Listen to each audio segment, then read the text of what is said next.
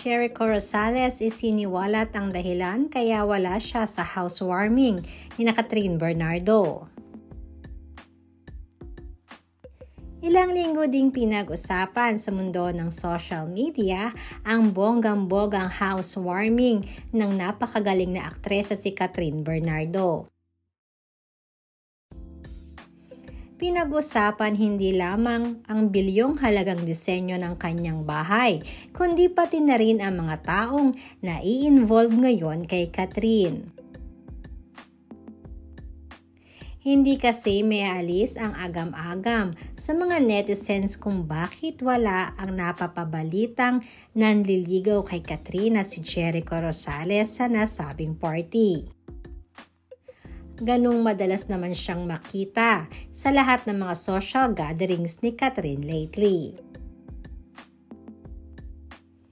Madami rin ang nakapuna ng biglang maglaylo ang aktor sa pagpaparamdam kay Catherine Bernardo.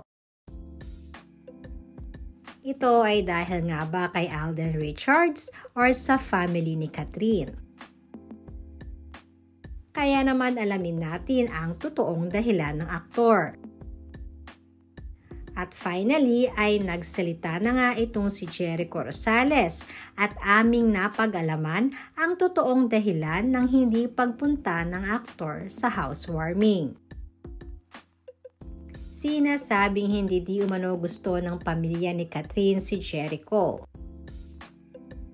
At nararamdaman daw di umano itong aktor kaya naman minabuti na lang ni Echo na hindi dumalo sa nasabing okasyon.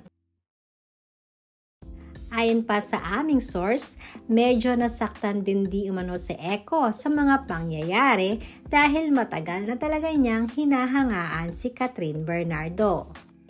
More than physically di umano ay hangang-hanga din ng aktor sa pag-arte ng dalaga.